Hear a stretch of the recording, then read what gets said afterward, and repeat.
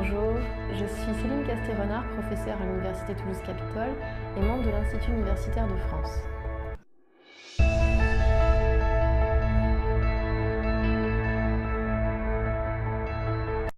Alors, en ce qui concerne mon parcours, j'ai effectué une thèse sous la direction du professeur Pierre Sirinelli à l'Université Paris 11, faculté de droit Jean Monnet, une thèse qui portait sur les notions à contenu variable et le droit d'auteur.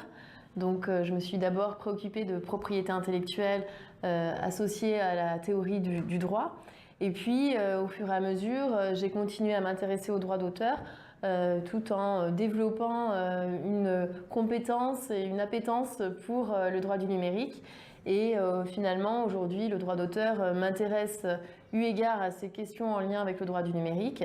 Et puis, au sein de ce droit du numérique, eh bien, évidemment, tout un certain nombre de thématiques sont apparues, comme la protection des données personnelles, la sécurité des systèmes d'information, le commerce électronique.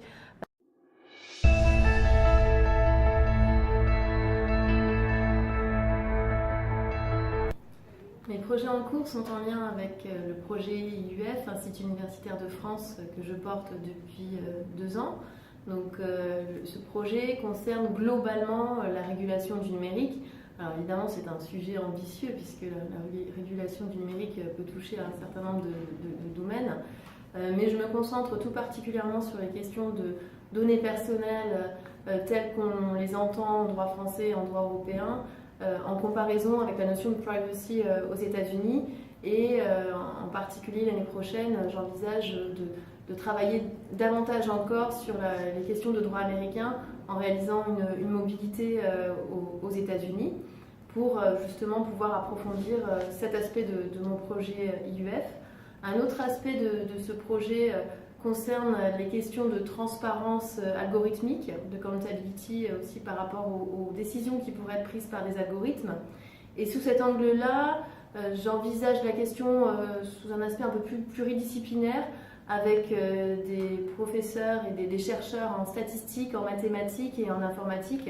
Et donc nous essayons actuellement de travailler en lien avec la CNIL pour apporter des éléments de réponse, si ce n'est concret, en tout cas donner quelques critères, quelques jalons par rapport à ces idées de transparence et de prise de décision. Et puis également aussi, je fais partie d'un groupe de recherche qui est mené par d'autres collègues, en particulier un collègue de l'IUF, Théodore Christakis, et également Karine Bannelier-Christakis, avec l'ANSSI et avec l'idée de développer une compétence en droit public international sur les questions de paix et sécurité pour essayer de porter une voix française dans ces questions de cyberguerre, de cybercriminalité que l'on évoque souvent, qui sont peut-être présentées de manière un petit peu excessive, en tout cas s'agissant de véritables guerres. Mais en tout cas, on voit bien aujourd'hui, si on envisage en particulier les élections américaines, on voit bien aujourd'hui qu'il y a quand même des risques de manipulation de l'information, de détention de l'information qui sont assez forts et qui passent par de l'information envoyée sur des réseaux sociaux, ou qui passent également par d'éventuelles attaques des systèmes d'information. Et donc ce sont ces questions qui commencent à nous intéresser également.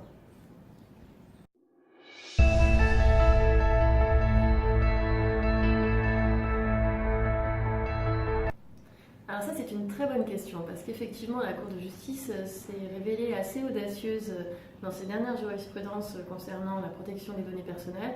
Bon, je citerai 3 arrêts que tout le monde a certainement en tête.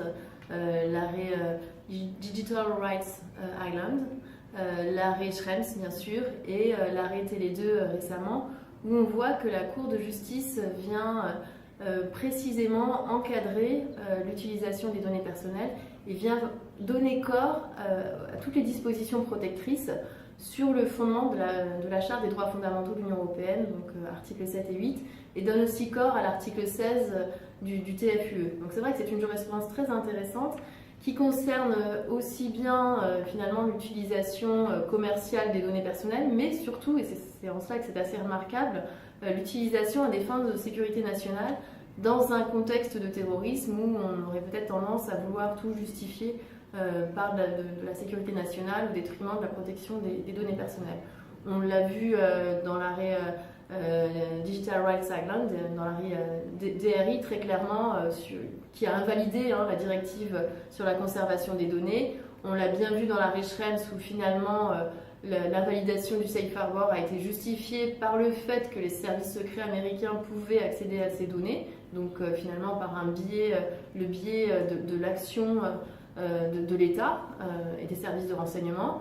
Et puis, donc dans l'arrêt Télé 2, on voit bien la Cour de justice qui va dans le détail de la législation nationale pour regarder finalement ce qui est autorisé dans la collecte de données et se focalise sur la collecte massive de données pour considérer qu'une collecte massive, même à des fins de sécurité nationale, n'est pas proportionnée et donc ne peut pas être justifiée en soi.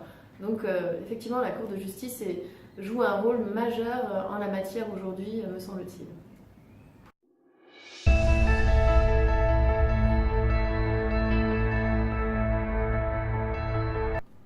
Alors, les affaires en cours devant la Cour de justice sont nombreuses. Deux ou trois vont retenir mon attention. On se souvient tous de l'arrêt Google Spain rendu en 2014 sur le droit au déréférencement.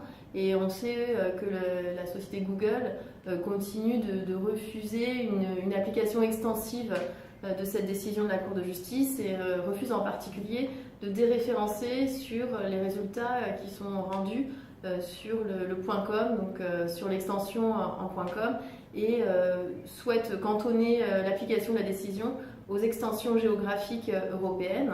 La CNIL n'a pas la même interprétation, a condamné la société Google.